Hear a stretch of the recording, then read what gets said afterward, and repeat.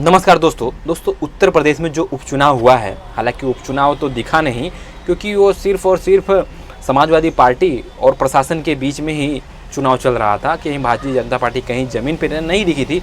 मगर इसके बावजूद मैं आपको बता दूं, जो उपचुनाव हुआ है उसमें किसका पलड़ा भारी है, कौन पीछे है, कौन आगे है, कितनी सीटों पर कौन जीत रहा है, एक मेरा अनुमान मैं आपको बता रहा हूँ। जो अभी तक देखा ये जा रहा है, चुनाव जो हुआ था अभी तक ऐसा देखा जा रहा है, जो एग्जिट पोल का सर्वे आया था, एग्जिट पोल के सर्वे में 4-5 चैनलों ने अपना सर्वे किया, जिनमें से कुछ चैनल हैं, दैनिक भास्कर है, भारतीय जनता पार्टी को 7 सीटें दिखा रहा है, समाजवादी पार्टी को सिर्फ 2 सीटें दिखा रहा है। टाइम्स नाउ वाले ने भी सर्वे किया, उसने भी समाजवादी पार्टी को 3 सीटें दिखा रहा है और भारतीय जनता पार्टी को 6 सीटें दिखा रहा है। इसके अलावा भी एक दो और चैनल हैं, मैट्रिक्स चैनल है, वो भी भारतीय जनता पार्टी को 7 सीटें दिखा रहा है और समाजवादी पार्टी को सिर्फ 2 ही सीटें दिखा रहा है। इसके अलावा भी और 1-2 चैनल हैं, उन्होंने सर्वे किया, सब में समाजवादी पार्टी को कमी दिखाया जा रहा था, क्योंकि 2024 जो इलेक्शन था, ये लोग भी वैसे ही कमी दिखा रहे थे। जहाँ का मेरा मानना है, मैं आपको बता दूँ, जो वोट परसेंटेज पड़े हैं उपचुनाव में 33.30 का वोट परसेंटेज पड़ा है। मझवा में 50% से ज़्यादा पड़ा है, 50% 50.41% पड़ा है।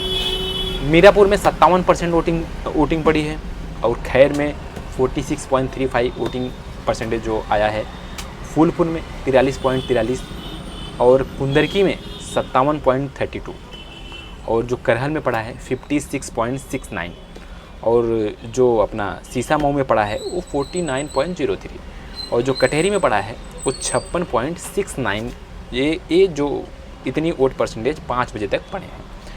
अब सबसे बड़ा चौंकाने वाला बात है, गाज़ियाबाद की जो सीट है वहाँ पे जो वोटिंग परसेंट है वो एकदम डाउन हो गया है, लगभग 33.3। वहाँ पे वोटिंग जो डाउन हुई है, इससे कुछ लोग ये कह रहे हैं कि वहाँ पे समाजवादी पार्टी जीत सकती है, मुकाबले में है। मगर मेरा मानना ऐसा लग रहा है कि वो सीट बीजेपी की है और बीजेपी के पास ही रहेगी, क्योंकि वो हमेशा के। मगर ये एक सीट जो सबसे बड़ी बताई जा रही है, मझवा की सीट, जो कि समाजवादी पार्टी आज तक कभी जीती नहीं है उस सीट पे, आज तक कभी नहीं जीती उस सीट पे। मगर ऐसा बताया ये जा रहा है और मेरा भी मानना यही है कि मझवा की सीट समाजवादी पार्टी जीत रही है।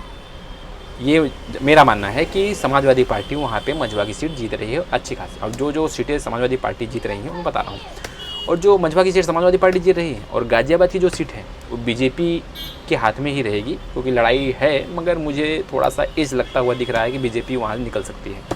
और जो मीरापुर की सीट है, मीरापुर में आपने साफ देखा वहाँ पे पुलिस वालों ने किस प्रकार से तानाशाही की, किस प्रकार से बंदूकें तान दी औरतों के ऊपर, वहाँ पे किस प्रकार से जो संविधान का हनन किया गया है, संविधान को ख़त्म करने का प्रयास किया गया है, महिलाओं के ऊपर बंदूकें तानी जा रही हैं, दौड़ा के मारा जा रहा है।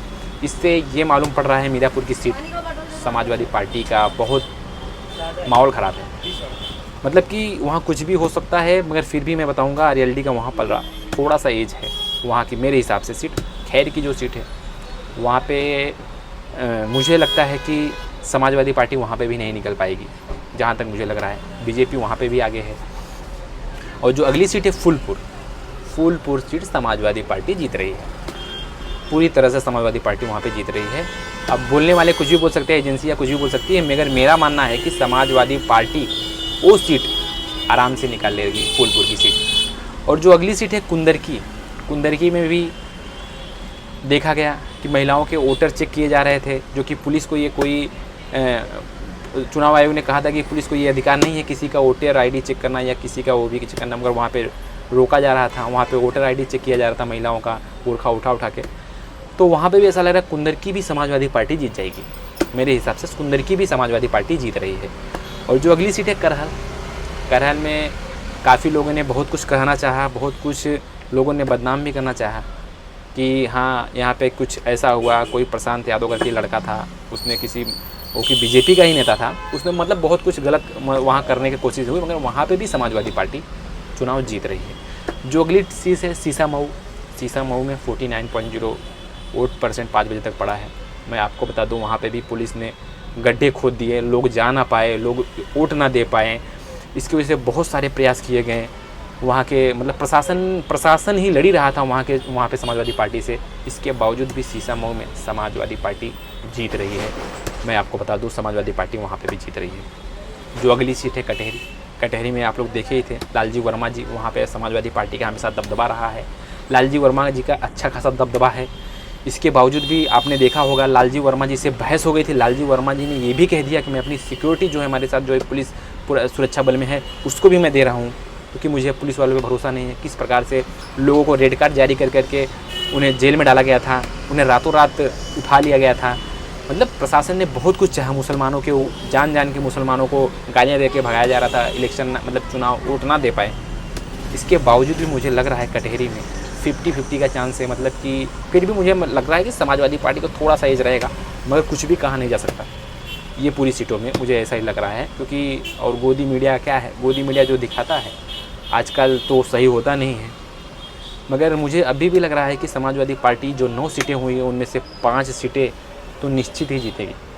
5 सीटों पे मेरा जो पोल बता रहा है कि 5 सीटों पे समाजवादी पार्टी निश्चित ही चुनाव जीतेगी और बाकी 4 सीटों पे बीजेपी चुनाव जीत सकती है। बाकी आपकी क्या राय है आप कमेंट में बता सकते हैं। बाकी मिलते हैं अगले वीडियो में। जय समाजवाद, जय भीम।